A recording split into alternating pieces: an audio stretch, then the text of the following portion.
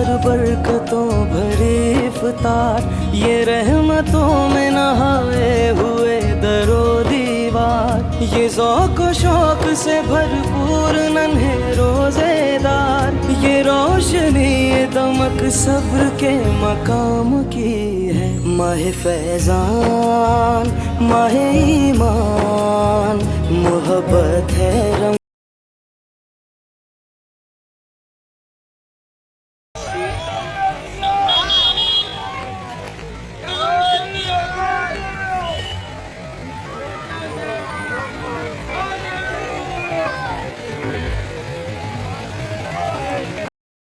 রাজ্য সরকার আর অপরার্থ কেন্দ্র সরকারকে জবাব জনগণকে দিতে হবে।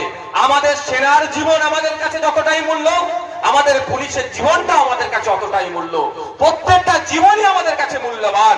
এই সেনা বা পুলিশ রাজ্যের জন্য, কেউ দেশের জন্য জীবন উৎসর্গ করছে, তাদের জীবন উৎসর্গ করছে যারা, তাদের এই উৎসর্গীকৃত জীবনকে নিয়ে বা তাদেরকে সামনে রেখে যারা রাজনৈতিক ফায়দা নেওয়ার চেষ্টা করছে, সেই অপদার্থগুলোকে আমরা গণতান্ত্রিক প্রক্রিয়ায় রাজনীতির মাধ্যমে আমরা উত্তর দেব। হবে তো নাকি ভাই? আওয়াজ তুলতে হবে যে এই যে পুলওয়ামা পহেলগাঁওতে যে অ্যাটাক হয়েছে তদন্ত করতে হবে এবং একটা টাইম আপনাদের আওয়াজ তুলে দেন যে 6 মাস কি 1 বছরের মধ্যে তদন্ত শেষ করতে হবে। এই আওয়াজটা জনগণকে তুলতে হবে, পারসেপশন তৈরি করতে হবে।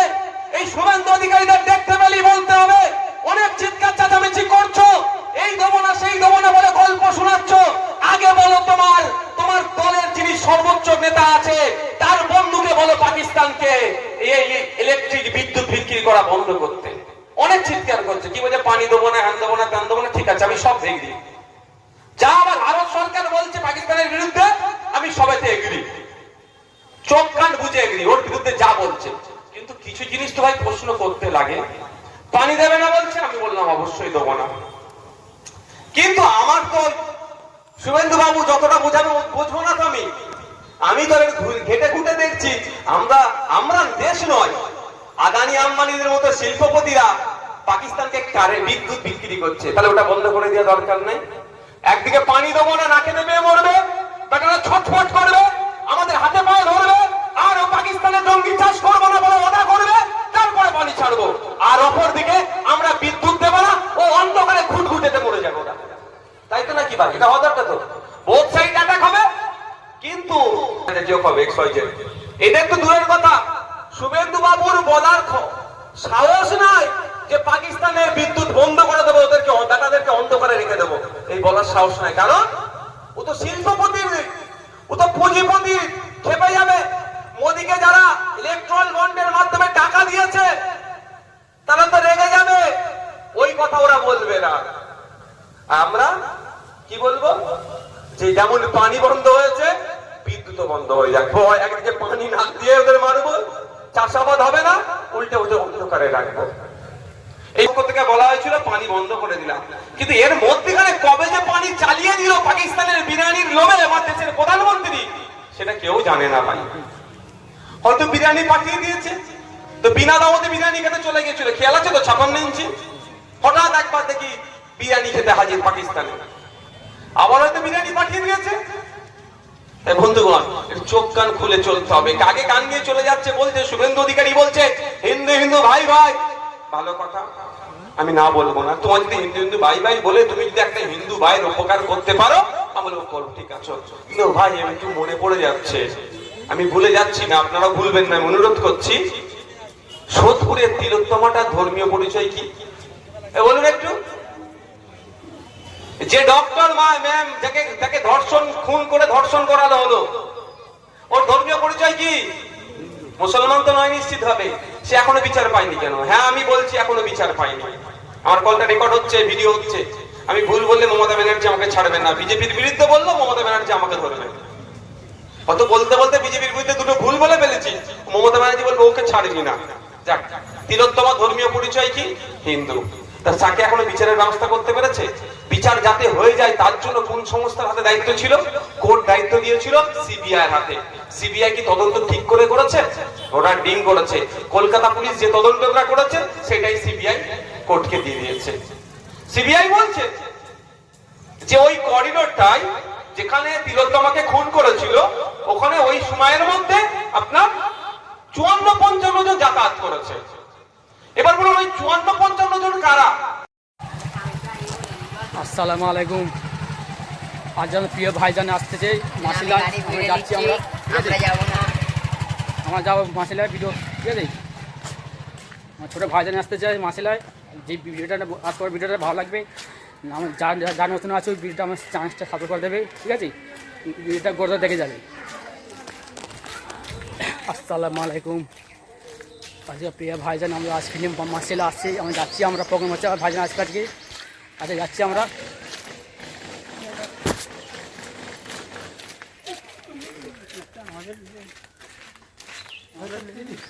আমার যাচ্ছি, আমার কে কে যাচ্ছে, আমার যাচ্ছি। এরা আমার ভাইজান দেখতে যাচ্ছে ভাই, আজকে প্রচুর ভিড় হবে, ঠিক আছে? আমার ছোটো ভাইজান আসতে আসতে মাসিলায়, আমরা যাচ্ছি। আমরা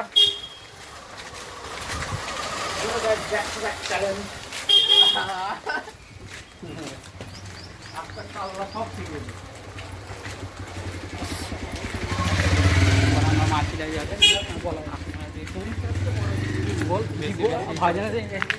ভাইজান থেকে তুমি কেমন লাগতেছি? ভাইজান দেখতে কেমন লাগছে? খুব ভালো। হ্যাঁ, ভিডিওটা কি রাস্তায় এটা আমার প্রচুর ভাইজান, মানে ভাইজান সেখানে আসলে মনটা খুব ফ্রি হয়ে যায়, জানেন? ভাইজান থাকার জন্য মাছ সফর করে পাগল হয়, ঠিক আছে?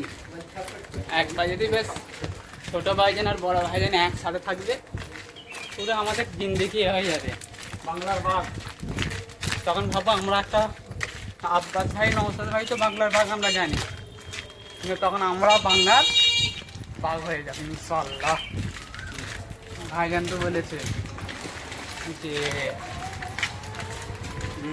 আমার মতন তৈরি হব আমরা, ইনশাল্লাহ আমরা ভাইজানের মতন হবার চেষ্টা করতেছি। আমি আল্লাহ যেমন আমাদের উপর অন্তরা করে কবুল করে। অন্যজন ভাইজান বাঁধতে ছিল, ঠিক আছে?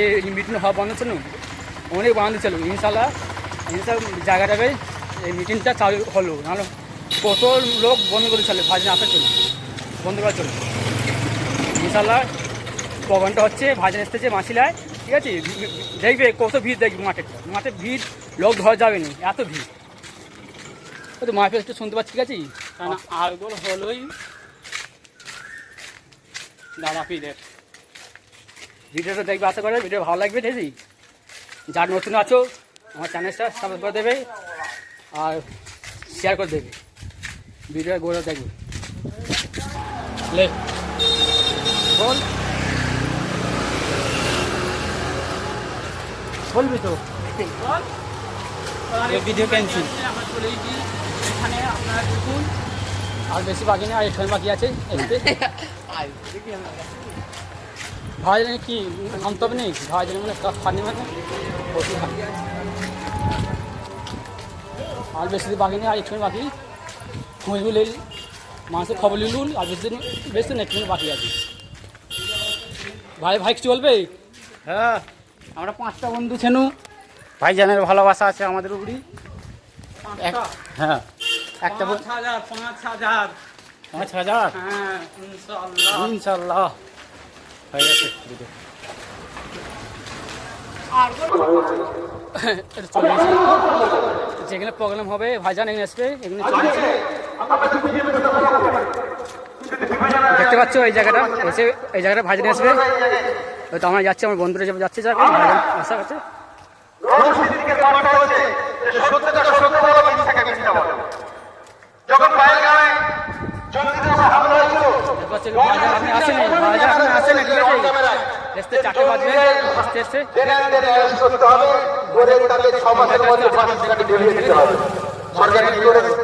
মাঠটা দেখো,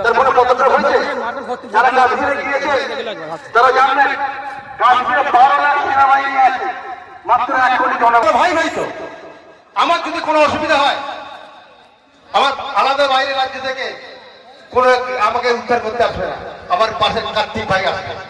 কার্তিকের যদি কোনো অসুবিধা হয় রহিম ভাই যাবে, এটা আমাদের মাথায় রাখতে হবে। তাই আসুন আমরা আমাদের সেই মহান নেতা মুসলমানদের ধনী ব্যক্তিরা, পূর্বপুরুষের ধনী ব্যক্তিরা গরিব মানুষের জন্য কিছু সম্পদ রেখে গেছে। ঠিক যেই রকম অনেক সময় দেখেন এলআইসি করে রাখে, ফিক্সড ডিপোজিট করে রাখে অনেক পরিবার তার সন্তানদের জন্য, মুসলমানদের পূর্বপুরুষেরা গরিব মানুষের জন্য কিছু সম্পদ রেখে গেছে। সেই সম্পদগুলো গরিব মানুষদের স্বাস্থ্য, শিক্ষা কাজে লাগানো হবে। অনুরূপ ভাবে গৌণ দপ্তর হিন্দু ভাইদের জন্য দেওবত্ত সম্পত্তি রাখা আছে, মন্দিরের নামে রাখা আছে দেওবত্ত সম্পত্তি, দেবদেবীর নামে। সেগুলো ওই জায়গায় কাজে লাগবে, হিন্দু ভাইদের ওই জায়গায় কাজে লাগবে। গৌণ দপ্তরে জল জমির জমি আছে, আদিবাসী ভাইদের জন্য কাজে লাগবে। আপনারা হয়তো জানেননি, জল জমি জঙ্গল আদিবাসীদের প্রচুর সম্পত্তি।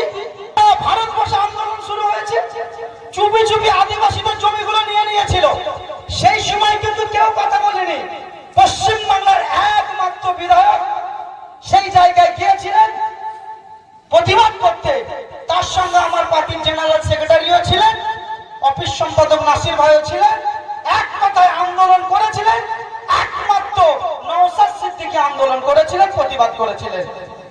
ভাবতে অবাক লাগবে, বর্তমান শাসক দলের তৃণমূল সরকারের টিকিটে জিতেছে আদিবাসীদের অনেক এমএলএ আছে, তারা কিন্তু কথা বলেনি যে তাদের গোষ্ঠীর, তাদের সম্প্রদায়ের মানুষের জমিগুলো, জল জমিগুলো লুট হয়ে যাচ্ছে, কেন আন্দোলন করছে না, তারা কোনো কথা বলেনি। কিন্তু নওশাদ সিদ্দিকী আইএসএফ কিন্তু সেই জায়গায় গিয়েছিল। আজকের দিনেও ওয়াকফ সম্পত্তি যখন লুট হচ্ছে পশ্চিম বাংলায়, কিছু কম বেশি সংখ্যালঘু দরদি সরকার আছে, সংখ্যালঘু দরদি এমএলএ আছে, সংখ্যালঘু দরদি এমপি আছে, কারোর মুখে কিন্তু কোনো কথা নেই। একমাত্র নওশাদ সিদ্দিকী এবং আইএসএফ আওয়াজ তুলছে, এই অন্যায়টা করা যাবে না। আওয়াজটা তুলেছে কার বিরুদ্ধে? কেন্দ্র সরকারের বিরুদ্ধে, বিজেপি গভর্নমেন্টের বিরুদ্ধে আওয়াজ তুলেছে। এই ওয়াকফ, এই কালা আইন মানা যাবে না। যখন আন্দোলন শুরু হয়েছে, অদ্ভুত লাগছে, আমার পশ্চিম বাংলার যিনি বলেন মুসলমান দরদি, সংখ্যালঘু দরদি, রেড রোডে ঈদের মাঠে গিয়ে তিনি বলেছিলেন মুসলমানদেরকে আমি হেফাজত করে নেব, তাদের বিপদ আমি পাশে থাকবো। কেন্দ্রের বিরুদ্ধে যখন কেন্দ্র যখন আইন পাস করেছে, বিজেপি গভর্নমেন্টের বিরুদ্ধে যখন আমরা আন্দোলন করছি, রাজ্যের মাননীয় মন্ত্রীদের জন্য আমি আছি। যদি এখানে আন্দোলন করে, আমার থেকে বড় শত্রু আর কেউ হবে না। শুনেছেন তো? আপনারা বলুন তো, এরা বলে নওশাদ সিদ্দিকী বিজেপির দালাল, কিন্তু বিজেপির বিরুদ্ধে আমরা আন্দোলন করছি। মমতা ব্যানার্জি আপনার গায়ে লাগছে কেন, এটা জানার দরকার আছে না নাই? আমরা অনেক খুঁজে খুঁজে হিসাব করে দেখলাম কেন গায়ে লাগছে। ওয়াকফের বিরুদ্ধে আন্দোলন আমরা করব, মমতা ব্যানার্জির গায়ে কেন লাগছে? ওরে বাবা, হিসাব করে কি দেখছি, আমার রাজ্যে কিছু কম বেশি 70,000 ওয়াকফ, 70,000 বিঘে ওয়াকফ সম্পত্তি এই রাজ্য সরকারের মমতা ব্যানার্জির দলের তৃণমূলের এমপি এমএলএরা চুরি করে খাচ্ছে। এই জন্য এদের গায়ে লাগছে। বুঝতে পারছেন না? হিসাব করে দেখবেন, কলিকাতায় অনেক জায়গায় তৃণমূল কংগ্রেসের সরকার, মমতা ব্যানার্জির সরকার আমাদের ওয়াকফ সম্পত্তির উপর বিজেপিকে পার্টি অফিস করতে দিয়েছে। শুধু তাই নয়, ওয়াকফ সম্পত্তির জমিতে মদের দোকান তৈরি করেছে। দক্ষিণ 24 পরগনায় পীর গোরাচাঁদ হুজুরের 900 বিঘে সম্পত্তি ছিল, এই মমতা ব্যানার্জির সরকারের ছেলে চামচারা লুটে মুটে খেয়ে এখন 4 বিঘেতে ঠেকেছে। আমরা যে আন্দোলন করছি কি জন্য বুঝতে পারছেন? এগুলো ছাড়তে হবে। তাই জন্য মমতা ব্যানার্জি সরকার বলছে এখানে আন্দোলন করা যাবে না, আপনারা দিল্লিতে চলে যান। আপনারা বিবেচনা করে দেখুন, এখানে আন্দোলন করবেন না দিল্লিতে যাবেন। যদি মনে হয় আমাদের বাচ্চাদের ভবিষ্যতের জন্য, আমাদের কর্মস্থানের জন্য, মসজিদের জন্য, শুধু তাই নয়, জল জমি জঙ্গলে আদিবাসীদের জন্য, দেওবত্ত সম্পত্তির জন্য যদি আন্দোলন করতে চান, যদি মনে হয় করা দরকার, এটা আমাদের নৈতিক দায়িত্ব। আশা রাখবো আপনারা আইএসএফ এর ছায়া দল আসবেন এবং নওশাদ সিদ্দিকীর সাথ দেবেন। আজান হবে, আমি আর কথা বলছি না, একটা কথা বলি আমি শেষ করব। এই জায়গায় গতকাল রাতে আমাকে ফোন করেছিলেন, কেউ কেউ বলছে যে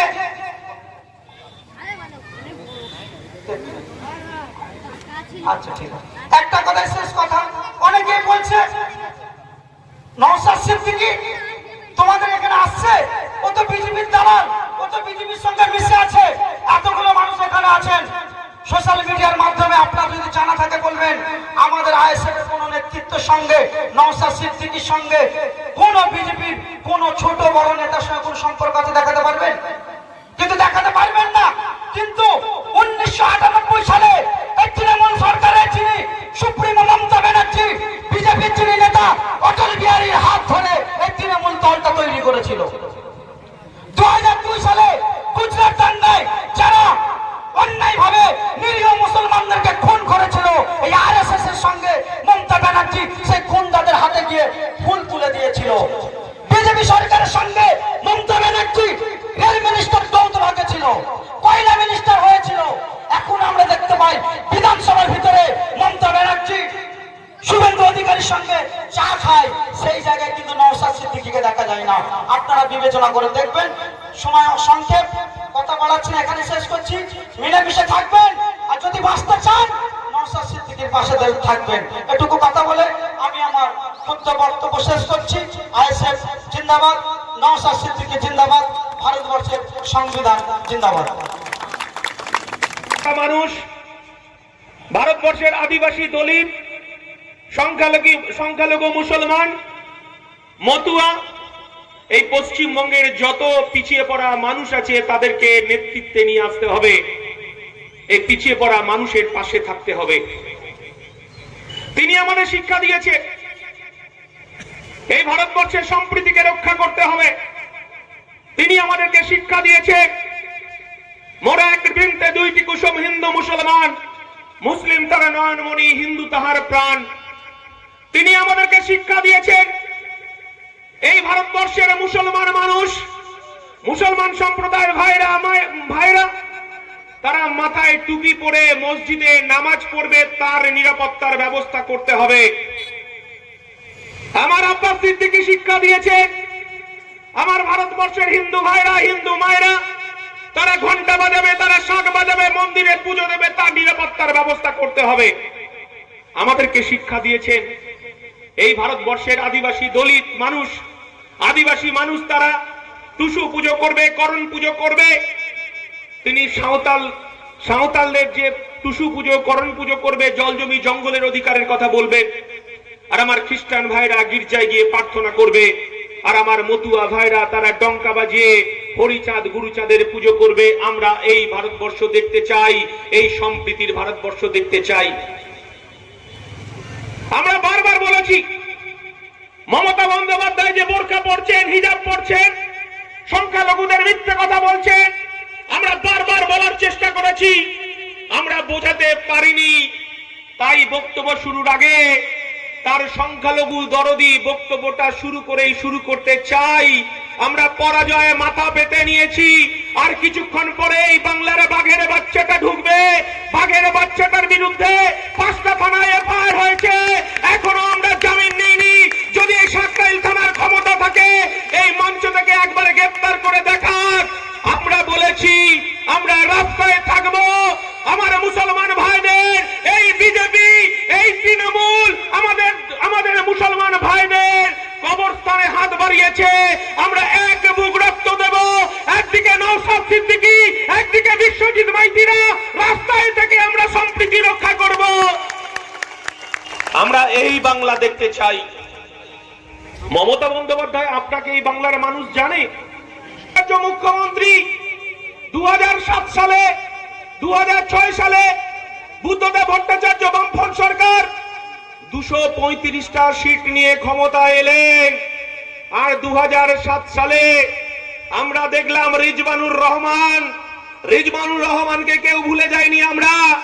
আমরা দেখলাম অশোক টোডির মেয়েকে ভালোবাসার কারণে তার ডেড বডিটা দমদমের পাতিপুকুরের পাশে পড়ে থাকতে দেখেছিলাম আমরা। সেদিন আমাদের যুব সমাজ, ছাত্র সমাজ আমরা শিউরে উঠেছিলাম, আমাদেরও বুকে ব্যথা লেগেছিল। সেদিন মমতা বন্দ্যোপাধ্যায়কে দেখেছিলাম কলকাতার রাজপথে রিজবানুর মাকে একদিকে, রিজবানুর দাদা রুকবানুরকে নিয়ে রাস্তায় মিছিল করেছিল। আর তখন মুখ্যমন্ত্রী বুদ্ধদেব ভট্টাচার্য, তখন মমতা বন্দ্যোপাধ্যায় তখন প্রশ্ন তুলেছিল, বুদ্ধবাবুর পদত্যাগের দাবি তুলেছিল। এই বাংলার মুসলমান সমাজ সেদিন মমতা ব্যানার্জির পাশে দাঁড়িয়ে দুহাত তুলে সমর্থন দিয়েছিলেন। 2011 সালে সরকারটা পরিবর্তন হয়েছিল। এখন 2025 সাল, এই হাওড়ার মানুষ ভুলে যায়নি। আপনারা দেখেছেন এই হাওড়ার ছেলে শুধুমাত্র প্রতিবাদের কারণে তাকে এই মমতা বন্দ্যোপাধ্যায়ের পুলিশ তাকে দোতলা থেকে ঠেলে ফেলে তাকে মৃত্যুবরণ করতে হয়েছিল। হ্যাঁ, আনিস খানের কথা বলছি। মমতা বন্দ্যোপাধ্যায় সেদিন আপনি পুলিশকে লেলিয়ে দিয়ে এই হাওড়ার প্রতিবাদী কণ্ঠ আনিসকে খুন করিয়েছিলেন। আমরা জানি এই জেলার এসপি ছিলেন তখন সোনারপুরের এমএলএ লাভলি মৈত্রের স্বামী। সেদিনকে আমরাও এই হাওড়ার মানুষ আনিস খানের বিচারের দাবি নিয়ে আজও রাস্তায় আমরা আছি। সেদিন মমতা বন্দ্যোপাধ্যায়ের পুলিশ যে পর্যন্ত চুরি করার জন্য পুলিশ পাঠিয়েছিল মমতা বন্দ্যোপাধ্যায়, দুবার করে আনিস ভাইয়ের কবর দেওয়া হয়েছিল। আমরা সেদিন মমতা বন্দ্যোপাধ্যায়ের কাছে বিচার চেয়েছিলাম, মমতা বন্দ্যোপাধ্যায় বিচার দিতে পারেনি। আমরা বলেছি একটা আনিসকে মারবেন, হাজার হাজার আনিস তারা বুক চিতিয়ে লড়াই করবে এই মমতা বন্দ্যোপাধ্যায়ের বিরুদ্ধে। তিনি বোরখা পরুন, তিনি হিজাব পরুন, আমাদের কোনো আপত্তি নেই। আমি একটা হিন্দু ঘরের সন্তান, আমার দুর্গাপুজো হয়, নতুন জামা কাপড় পরি আমরা, নতুন জামা কাপড় আমার আত্মীয় স্বজনের বাড়িতে আমাদের পাঠাতে হয়। আমার দুর্গাপুজোয় 4 দিন ছুটি থাকে, আমার কালী পুজোয় ছুটি থাকে, ভাই ফোঁটায় ছুটি থাকে, রামনবমীতে ছুটি থাকে, জগদ্ধাত্রী পুজোয় ছুটি থাকে, হনুমান জয়ন্তীতে ছুটি থাকে। মাননীয় মুখ্যমন্ত্রী, আপনি রেড রোডে দাঁড়িয়ে যখন আপনি আপনি যখন হিজাব পরে দোয়া আদায় করেন, যখন আপনি সুবহানাল্লাহ ইনশাআল্লাহ বলেন, তখন এই বাংলার মুসলমান, ভারতবর্ষের মুসলমানরা তখন ভাবে যে আপনি আপনাদের তাতা। কিন্তু ঈদের নামাজে এই বাংলার মুসলমান সমাজ আপনার কাছে আশা করেছিল দুর্গা পুজোয় যদি ছুটি থাকতে পারে, কালী পুজোয় যদি ছুটি থাকতে পারে, তাহলে ঈদে অন্তত 2 দিন ছুটি ঘোষণা করবেন মাননীয় মুখ্যমন্ত্রী। আপনি করেননি। এই বাংলার মুসলমান সমাজ আপনার কাছে কৈফিয়ত চাইছে। আজকে এখানে আমরা মিটিং করছি এই কারণেই, তৃণমূলের অনেক ফুটো মস্তান আছে এখানে, তারা তৃণমূলের দালালিটা করছে, এই চোর তৃণমূলের হয়ে ওকালতি করছে। তারা আমরা আইএসএফ এর পক্ষ থেকে বলছি, কান খুলে শুনে রাখুন, ভালো করে শুনে রাখুন, এবং আপনারা আশা করি এইখানেই আপনারা উত্তরটা দেবেন সাকরাইলের মানুষের কাছে। আপনারা মমতা বন্দ্যোপাধ্যায় বলেছেন, কিছুদিন আগে আপনারা ওষুধের দাম বৃদ্ধি নিয়ে ব্লকে ব্লকে মিটিং করেছিলেন। ওষুধের দাম কে বাড়িয়েছিল? নরেন্দ্র মোদী। জব কার্ডের টাকা চুরি করলো তৃণমূলের দালালগুলো। পঞ্চায়েতের সদস্য থেকে শুরু করে, পঞ্চায়েতের কর্মকর্তা থেকে শুরু করে এমএলএ এমপি হয়ে কালীঘাটে সেই টাকা পৌঁছেছে। আপনি কি বললেন? মিটিং মিছিল করা যাবে না। মিটিং মিছিল করলে, ব্লকে ব্লকে মিটিং মিছিল করলে, আর আপনি বলছেন যখন আমার মুসলমান ভাইদের, মুসলমান পরিবারে আমরা ঠিক জায়গায় আঘাতটা দিতে পারছি না বলে আজকে এই আমাদের অবস্থা। তদন্ত কতটা হবে আমি বলতে পারছি না ভাই। এই আপনাদের হাওড়া জেলার এক বীর যোদ্ধা শহীদ বাবলু সাঁতরা, ফুলবেড়িয়ায় বাড়ি, মনে আছে আপনাদের নাম? না ভুলে গেছে? 2019 সালে ওই কাশ্মীরে আপনার ওটা পুলওয়ামাতে যে টেরর অ্যাটাক হয়েছিল, 40 জন সেনা আমাদের শহীদ হয়েছিল। তার মধ্যে আমাদের পশ্চিমবাংলার গুটি কয়েকজন ছিলেন, তার মধ্যে আমাদের এই হাওড়া জেলার বাবলু সাঁতরাও ছিল। তখনও শুনেছিলাম অনেক কিছু হবে, এই কারেঙ্গা তান কারেঙ্গা, আন কারেঙ্গা তান কারেঙ্গা। দুর্ভাগ্য ছিল এসআই সাব ইন্সপেক্টর, যার নামে অভিযোগ, যার নামে অভিযোগ, সে তৃণমূলের ঝান্ডা ধরার সাথে সাথে শুনলাম সব কেস তার নামে উঠে গেল। তার নামে অভিযোগ ছিল মেন যিনি। তাহলে আমার রাজ্যের এসআইয়ের আত্মত্যাগ আত্মবলিদানটাকে এরা পায়ের নিচে মিশিয়ে দিল শুধু রাজনৈতিক ফায়দা নেওয়ার জন্য। তাই এই অপদার্থ রাজ্য সরকার আর অপদার্থ কেন্দ্র সরকারকে জবাব জনগণকে দিতে হবে। আমাদের সেনার জীবন আমাদের কাছে যতটাই মূল্য, আমাদের পুলিশের জীবনটা আমাদের কাছে অতটাই মূল্য। প্রত্যেকটা জীবনই আমাদের কাছে মূল্যবান।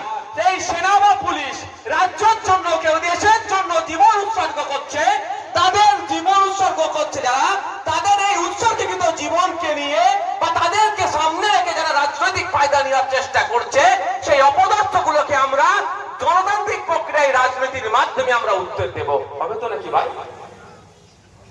আওয়াজ তুলতে হবে যে পুলওয়ামা পেহেলগাঁওতে যে অ্যাটাক হয়েছে তদন্ত করতে হবে এবং একটা টাইম আপনাদের আওয়াজ তুলে দেন যে 6 মাস কি 1 বছরের মধ্যে তদন্ত শেষ করতে হবে। এই আওয়াজটা জনগণকে তুলতে হবে, পারসেপশন তৈরি করতে হবে। এই শুভেন্দু অধিকারীদের দেখতে পেলেই বলতে হবে, অনেক চিৎকার চেঁচামেচি করছো, এই দেবো না সেই দেবো না বলে গল্প শোনাচ্ছ, আগে বলো তোমার দলের যিনি সর্বোচ্চ নেতা আছে তার বন্ধুকে বলো পাকিস্তানকে এই ইলেকট্রিক বিদ্যুৎ বিক্রি করা, খুন করে ধর্ষণ করানো হলো। ওর ধর্মীয় পরিচয় কি? মুসলমান তো নয় নিশ্চিত হবে। সে এখনো বিচার পায়নি কেন? হ্যাঁ আমি বলছি এখনো বিচার পায়নি। আমার কলটা রেকর্ড হচ্ছে, ভিডিও হচ্ছে। আমি ভুল বললে মমতা ব্যানার্জি আমাকে ছাড়বেন না, বিজেপির বিরুদ্ধে বললো মমতা ব্যানার্জি আমাকে ধরবে। অত বলতে বলতে বিজেপির বিরুদ্ধে দুটো ভুল বলে ফেলেছি, মমতা ব্যানার্জি বলবে ওকে ছাড়বি না। যাক, তিলোত্তমা ধর্মীয় পরিচয় কি? হিন্দু। তা তাকে এখনো বিচারের ব্যবস্থা করতে পেরেছে? বিচার যাতে হয়ে যায় তার জন্য কোন সংস্থার হাতে দায়িত্ব ছিল? কোর্ট দায়িত্ব দিয়েছিল সিবিআই এর হাতে। সিবিআই কি তদন্ত ঠিক করে করেছে? ওরা ডিম করেছে। কলকাতা পুলিশ যে তদন্তটা করেছে সেটাই সিবিআই কোর্টকে দিয়ে দিয়েছে। সিবিআই বলছে যে ওই করিডোরটাই যেখানে তিলোত্তমাকে খুন করেছিল ওখানে ওই সময়ের মধ্যে আপনার 54-55 জন যাতায়াত করেছে। এবার বলুন ওই 54-55 জন কারা? ওই যে 54-55 জন কে ছিল? সিবিআই খুঁজে পাচ্ছে না তাদেরকে। হতে পারে দিল্লি থেকে আসছে, সিবিআই চিনতে নাও পারে, কিন্তু চিনার পদ্ধতি তো আছে ভাই। চিনার পদ্ধতি নয় কি পদ্ধতি? সোশ্যাল মিডিয়া আপলোড করুক, সিবিআই এর ফেসবুক পেজ, টুইটার পেজ, বিভিন্ন যে পেজ আছে তাতে আপলোড করে দিক, বিভিন্ন মিডিয়াকে দিয়ে দিক, মেইনস্ট্রিম মিডিয়াকে দিক, সোশ্যাল মিডিয়াতে দিক, প্রিন্ট মিডিয়াতে দিক, ইলেকট্রনিক্স মিডিয়াতে দিক, তাহলেই তো বোঝা যাবে এই 54-55 জন কারা আছে। এর নাম ঠিকানা যদি আপনারা খুঁজে পান সিবিআই এর অফিসে আপনারা দিয়ে যান। তাহলে আপনার এলাকায় যদি ওই 55 জনের মধ্যে কেউ একজন ঢুকে থাকে চিনতে পারবেন তো ভাই? ছবিগুলো যখন ছাড়বেন নেটে তাহলে কি হবে? তাহলে আমরা জানতে পারবো অমুকের ছেলে তো অমুক, আর ওর বাবার নাম অমুক কি ওর বাপের নাম অমুক। এই নামটা তো সিবিআই কে দেবো। সেইটাও করেছে কি? হিন্দু হিন্দু ভাই ভাই বলছো ভোটের জন্য, আর এই হিন্দুর যখন দরকার পড়বে অসুবিধায় পড়বে তোমার মুখে তখন কথা সরে না। হ্যাঁ হিন্দু হিন্দু ভাই ভাই, ওদের কাছে কোন হিন্দু কোন মুসলমান জানেন? যাদের টাকা আছে, যাদের টাকা আছে সে হিন্দু হোক আর মুসলমান হোক ওদের কাছে ভাই ভাই। আর আমরা যারা দীর্ঘকাল একসাথে বসবাস করে আসছি, আমার বিপদে আপনি ঝাঁপিয়ে পড়েছেন, আপনার বিপদে আমি ঝাঁপিয়ে পড়েছি। এই রাজনৈতিক কারবারিরা রাজনৈতিক ফায়দা নেওয়ার জন্য আপনাকে আমাকে দূরে সরিয়ে দেওয়ার চেষ্টা করছে। তাই আমাদেরকে ঐক্যবদ্ধ হতে হবে, আমাদেরকে প্রশ্ন তুলতে হবে যে আমাদের হাওড়া জেলার মানুষ, এই সাকরাইলের মানুষ কেন উন্নত মানের একটা চিকিৎসা পরিষেবা পাচ্ছে না? এর আওয়াজ তুলতে হবে। এই আওয়াজটা হিন্দু মুসলমান কাঁধে কাঁধ মিলিয়ে তুলতে হবে। এখানে এখানে এখানে এই মাসিলা প্রাথমিক ইসলামিয়া প্রাথমিক বিদ্যালয় আছে, সরকারি না বেসরকারি? সরকারি বিদ্যালয় আছে। খোঁজ নিয়ে দেখুন, আমাকে তো বিশ্বাস করুন এই বিষয়ে কেউ বলেনি। খোঁজ নিয়ে দেখুন 1920 সালে তৈরি, কত পুরাতন শিক্ষা প্রতিষ্ঠান, 100 বছরের হয়ে গেছে, 105 বছরের প্রতিষ্ঠান। খোঁজ নিয়ে দেখুন যদি 500 ছাত্র ছাত্রী থাকে 5টা টিচার নাই। ভুল বলছি না কি গো? এলাকার কারা আছে? এইটার জন্য আওয়াজ তুলতে হবে, হিন্দু মুসলমান নির্বিশেষে আওয়াজ তুলতে হবে যে আমাদের এলাকার প্রাইমারি স্কুলের শিক্ষক নিয়োগ দিতে হবে। এই আওয়াজটা হিন্দু মুসলমান কাঁধে কাঁধে মিলিয়ে তুলতে হবে। আমাদের যে পুলিশ বন্ধুরা আজকে ডিউটি করছে, কতক্ষণ ডিউটি করে জানেন তারা? সরকারি কর্মচারীদের 8 ঘন্টা ডিউটি তো নাকি? 97% হিন্দু ভাইয়ের জন্য কথা বলছে না কেন? যে ওরা 16 ঘন্টা কেন ডিউটি দেবে, যে 2.5 লক্ষ শূন্য পদ আছে অবিলম্বে পূরণ করা হোক, তাহলে আমার এই বাকি পুলিশ ভাইগুলো একটু রিলিফ পাবে ডিউটি থেকে। এই আওয়াজ তুলছে না, শুধু ভোটের জন্য পাড়ায় পাড়াতে এসে গুঁতো দিয়ে উঠছে কি হিন্দু হিন্দু ভাই ভাই। এর আগে যেটা বললেন আমাদের কি বলে কৃষিবিদ্যা, আমি শুধু একটু অ্যাড করে দিচ্ছি, দম থাকলে বলুক না ওনার যে নাকি কোথায় কি আছে বলছে, ট্রলার আছে, বাস আছে, পাম্প আছে, সামনে লিখে দিক পাম্পের সামনে হিন্দু ছাড়া পেট্রোল বিক্রি নাই, হিন্দু ছাড়া বাসে ওঠার অনুমতি নাই, লিখে দিক। তা লিখবে ব্যবসার জায়গায় তখন বলছে সব আমার ভাই, আর অন্য ভাইকে তুমি তোমার ব্যবসার জন্য ভাই ভাই বলছো, সব আমার ভাই, আর অন্য ভাইয়ের বিপদে যদি অন্য ধর্মের মানুষ দাঁড়ায় তখন বলছে আলাদা হয়ে যাও। এদের রাজনৈতিক কারবারিরা, এদের হাত থেকে আপনাকে আমাকে বাঁচতে হবে। যদি আপনি আমি না বাঁচতে পারি, এদের হাত থেকে যদি না আপনি আমি রেহাই পাই, আপনি যদি ভাবেন আমি হিন্দু আমি বেঁচে যাব, উত্তরপ্রদেশে চলে যান। এই কদিন আগে আমি এক কথা বলছি, তামিল অন্ধ্রপ্রদেশ সম্ভবত, আমার এটা মনে পড়ছে না, একজন দলিত হওয়ার অপরাধে ইঞ্জিনিয়ারিং নিয়ে পড়ছে, 4th সেমিস্টার চলছে, তাকে শুধু পিছড়ে বর্গের হিন্দু হওয়ার জন্য মারধর করে তাকে আবার তার পিচ্ছাপ খাওয়াতে বাধ্য করেছে। বুঝতে পেরেছেন? তাকে তার পিচ্ছাপ খেতে বাধ্য করেছে। আপনি ভাবছেন আমি হিন্দু, শুভেন্দু বাবুকে বাঁচিয়ে নেবে, এই শুভেন্দুরাই আগে আপনাকে শোষণ করবে। এখন শুভেন্দুরা যেভাবে মুসলমানদেরকে টার্গেট করছে, কালকে আদিবাসী দলিতদেরকে টার্গেট করবে। তাই অনুরোধ করছি হিন্দু মুসলিমের এই চক্করে পড়বেন না। প্রশ্ন তুলুন আপনারা যে আমরা হাওড়া জেলার মানুষ ট্রিটমেন্ট নিতে গেলে কোথায় যেতে হচ্ছে ভাই আপনাদেরকে বলুন? মেডিকেলে যেতে হচ্ছে, যার একটু টাকা আছে, এই বড় একটা হসপিটাল আছে এই মুখটাতে, সেখানে চলে যাচ্ছেন বেসরকারি হসপিটালে। কেন আপনারা যাবেন? আপনি অসুস্থ হয়েছেন, সুস্থ করার দায়িত্ব কার? রাষ্ট্রের। সেটা পাচ্ছেন কি আপনারা? আপনার আজকে সুস্থতা হতে গেলে টাকা খরচ করতে হচ্ছে। আপনি পড়াশোনা করবেন, পড়ানোর দায়িত্ব হচ্ছে রাষ্ট্রের, সেটা কি পাচ্ছেন? আপনি টাকা দিয়ে সার্টিফিকেট নিতে হচ্ছে। এইগুলো বন্ধ হওয়া দরকার। এগুলো তখনই বন্ধ হবে রাম রহিম যখন একসাথে চিৎকার করবে, আর নাহলে রামেরও সমস্যা হচ্ছে, রহিমেরও সমস্যা হচ্ছে। দুজন কি করছেন? একদিকে শুভেন্দু অধিকারী মচিয়ে রেখে দিয়েছে, আর অন্যদিকে ওই শুভেন্দু অধিকারীর ভয় দেখিয়ে মমতা দিদি আপনাকে ভয় কোলে তুলে রেখে দিয়েছে, ফলে এই দুরবস্থা হচ্ছে। আচ্ছা আপনারা বলুন যে আমরা কোন জায়গায় দাঁড়িয়েছি? এই যে আপনারা হাওড়া জেলার মানুষ, এই নবান্নটা তৈরি হয়েছিল কেন জানেন? কেন হয়েছিল? কেন আপনারা জানেন কি? আপনাদের জন্য। এটা পাইলট প্রজেক্ট হিসাবে তৈরি হয়েছিল। এই প্রজেক্ট যদি সাকসেস হতো, এই ধরনের অনেক প্রজেক্ট তৈরি হতো। মমতা ব্যানার্জি সেটাকে অ্যাডমিনিস্ট্রেটিভ বিল্ডিং হিসাবে করছেন, ব্যবহার করছেন। এর পরিবর্তে আপনাদের জন্য একটা অফার করেছিল উনি, 400 কোটি টাকা দিয়ে লুঙ্গি স্টেশন আছে জানেন, ওখানে একটা এইভাবে ভুল বুঝিয়ে বুঝিয়ে বুঝিয়ে দোদকে মারছে আপনাদেরকে। তাই উঠুন, জাগ্রত হন, আপনার অধিকারের জন্য আওয়াজ তুলুন, যে আগামী দিনে সরকার পরিবর্তন করলে ওই নবান্নটা ওই আমার গার্মেন্টস শিল্পের জন্য আবার আমরা খুলে দেব, এবং অ্যাডমিনিস্ট্রেটিভ বিল্ডিং যেটা আছে রাইটার্স বিল্ডিং সেটাকে আমরা চালাবো। এগিয়ে আসতে হবে তো আপনাকে। আমি যতই চিৎকার করি না কেন, আপনার মূল্যবান ভোটে নবান্নতে আপনি উঠতে পারবেন কি পারবেন না? মনে হয় মমতা ব্যানার্জি আপনাদের ভালো চেয়েছে। 14 তলায় উঠে ভাড়াটা খাটাটা হয়ে যেতে পারে, অত উঁচুতে ওঠার দরকার নেই, ফুটপাতি তোমরা বসে থাকো ভাই। বুঝতে পারছেন তো? আপনাদের ভালো চেয়েছে জন্য আপনাদের ভোট দিতে বলেছে, আপনারা দিয়েছেন। তাহলে বিজেপি নেতারা যখন ভুলভাল বকে যাচ্ছে, মামলা করার দায়িত্ব আপনার আমার না মমতা ব্যানার্জি? বলেন ভাই, বলেন। বিজেপির হাত থেকে বাঁচার জন্য ভোট দিয়েছেন তো, তাহলে কেন ভোটটা দেবেন? ইমাম ভাতা দিচ্ছে বলে? বলেন, ইমাম ভাতা দিচ্ছে বলে ভোটটা দেবেন কি? এমন কোন প্রজেক্ট বলুন যে প্রজেক্টের জন্য ভোটটা মমতা ব্যানার্জিকে দেবো? কিছু নাই, শুধুমাত্র বিজেপির হাত থেকে বাঁচার জন্য। তাহলে বিজেপি হাত থেকে বাঁচার জন্য ভোটটা দিলেন। এখন বিজেপি নেতারা যেভাবে আনাপ শনাপ কথাবার্তা বলে বেড়াচ্ছে, এটাকে এই মুখে লাগাম দেওয়ার দায়িত্ব কার? নওশাদ সিদ্দিকী।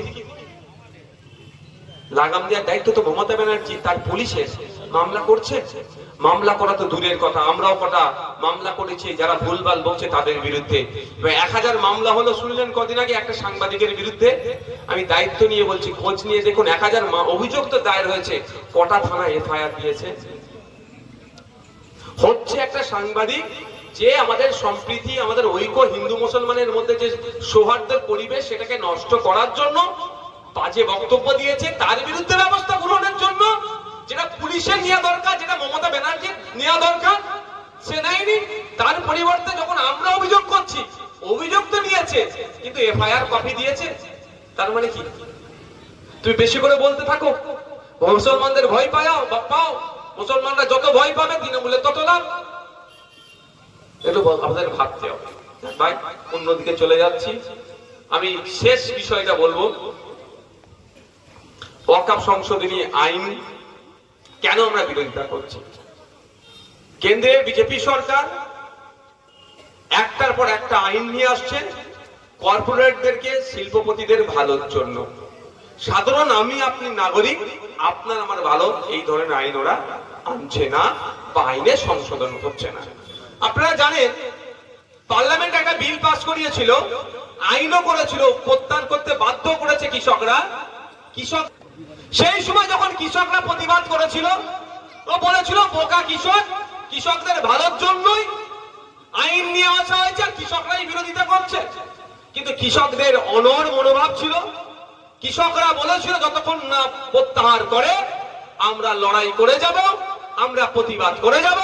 কেন্দ্রের বিজেপি সরকার হাঁটু গেড়ে বসতে বাধ্য হয়েছে কৃষকদের আন্দোলনের সামনে, ফলে প্রত্যাহার করেছে। ঠিক 2025 সালে একটা আইন নিয়ে এসেছে, বলছে মুসলিম মহিলাদের ভালোর জন্য আইনটা নিয়ে আসা হয়েছে। মুসলিম মহিলাদের যারা বিধবা তাদের ভালোর জন্য নিয়ে আসা হয়েছে, গরিব মুসলমানদের ভালোর জন্য নিয়ে আসা হয়েছে, মুসলমান সমাজের ছেলে মেয়েদের ভালোর জন্য নিয়ে আসা হয়েছে এই আইনের সংশোধনীটা। আচ্ছা, আপনারা মনে হয় মোদী মুসলমানদের ভালো চাইবে? মনে হয় না। মুসলমান দূরে সরিয়ে দেয়, মোদী বা বিজেপি গরিব হিন্দুদেরই ভালো চায় না।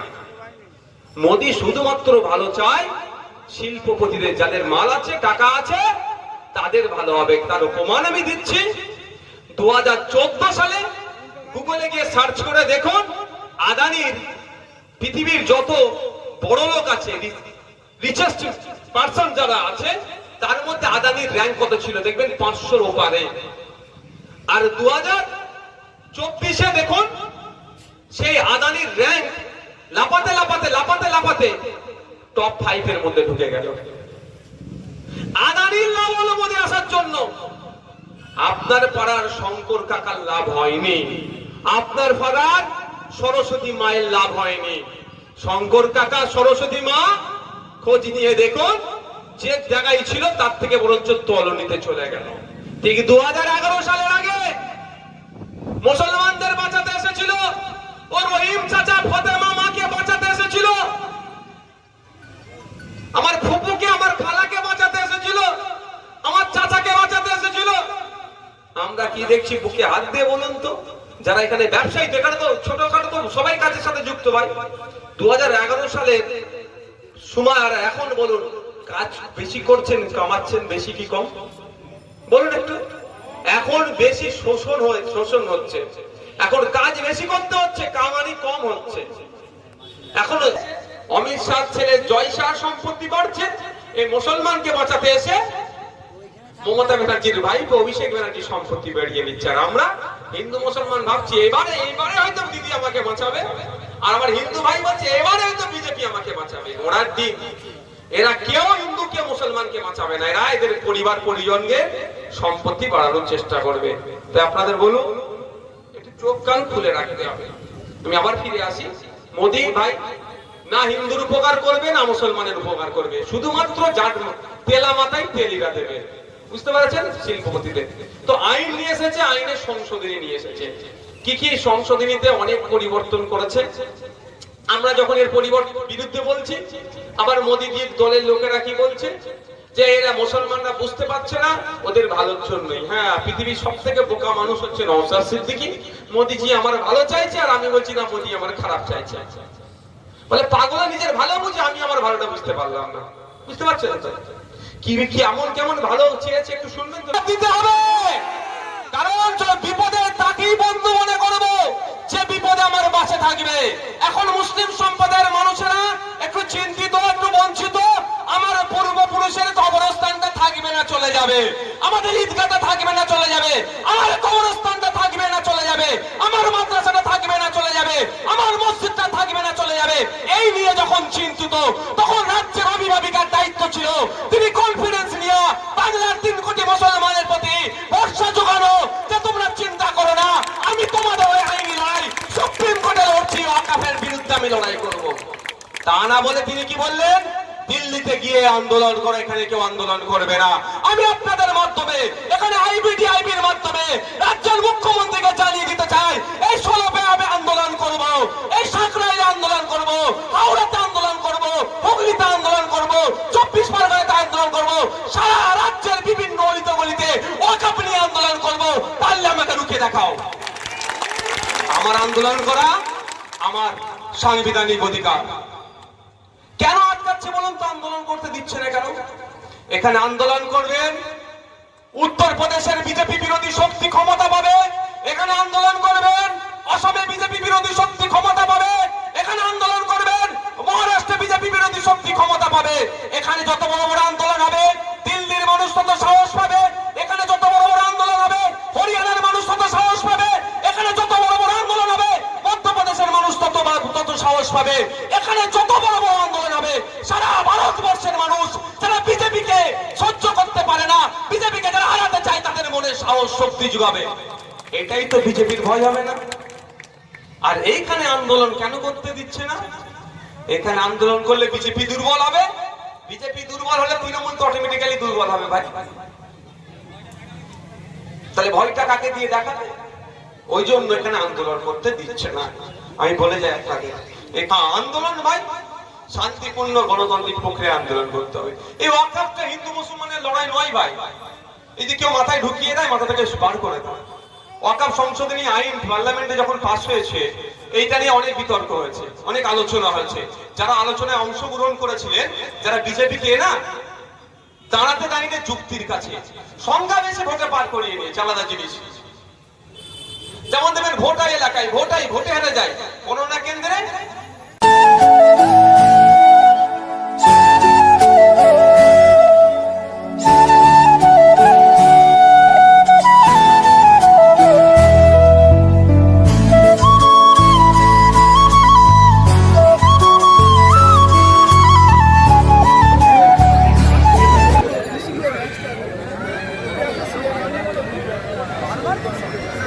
ভাইজানের কোনো অনুষ্ঠানে ভাইজানদের প্রচুর ভিড়, ভাইজান দেখার জন্য মানুষের ভিড় দেখে ভিড় হয়ে যায়। জিনিসটা এত ভালো লাগলো, জায়গাটা এত মাঠটা পুরো ভিড়ের জায়গায় ভর্তি হয়ে গেছে। দেখতে পাচ্ছ ভিডিওটা, কত চেয়ার ফাঁকা, দেখতে পাচ্ছ মাঠটা এত ভিড় হয়েছে, মাঠে বলা মুশকিল। ভাইজান দেখার জন্য মানুষ লক্ষ লক্ষ দেখার জন্য এসেছে। প্রিয় ভাইজান,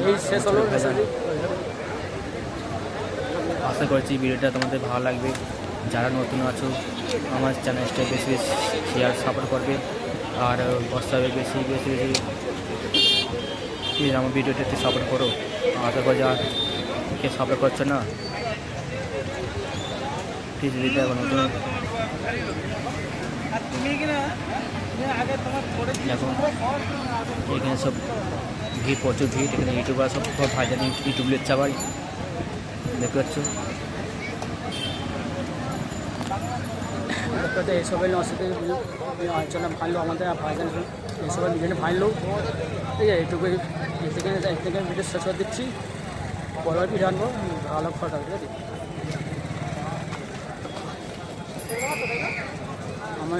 আমার চ্যানেলটা বেশি বেশি সাপোর্ট করবে। ঠিক আছে, আশা করি ভিডিও আশা করি ভিডিও আনবে তোমার জন্য ভালো হবে। ঠিক আছে, ভালো লাগবে। ঠিক আছে, আশা করি ভিডিও ভালো।